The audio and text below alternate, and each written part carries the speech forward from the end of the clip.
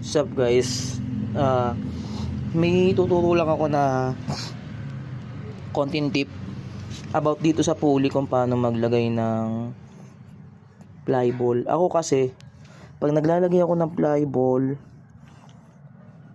yung magaan, ito yung magaan 9, ito G's. Pag naglalagay ako ng flyball, imagine nyo na lang pag ganyan yan, di ba? Pag ganyan, pag ganun ang takbo, pag ganun ang ikot niyan. Dito ako naglalagay ng magaan. Dito ako naglalagay ng magaan. Yan.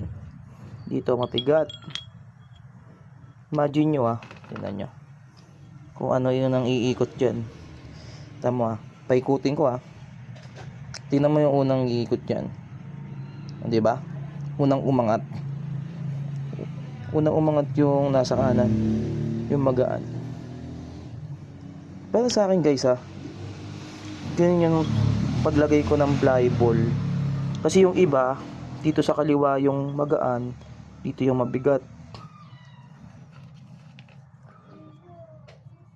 Para sa akin kasi ito kasi nauunang humampas pag umikot yung pulley. Yan. Kaya ganyan yung set ko. Yan. Mabigat sa kaliwa, tapos magaan sa kanan. Yan lang. Ayan. Bigat. Tapos magaan. Simpalo yan pag ganyan. Ganyan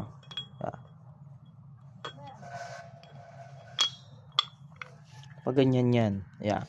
Pag ganun ang palo niyan. Kaya ito unang umaangat. Ito unang umaangat na ganyan. Kaysa dito. Pag dito kayo naglagay, ang unang aangat dyan yung mabigat. Para sa akin Kaya ko lang sa iba. Huwag kayo pumunta, may kuitib kay. Ayos Nag-ceramic bushing na rin pala tayo. Kasi ang ganda nito ang ganda ng ceramic bushing. Oy. Di ba? Hindi stress yung pulley. Tamang kalikot lang tayo, tsaka change oil. Okay, sana may natutunan kayo.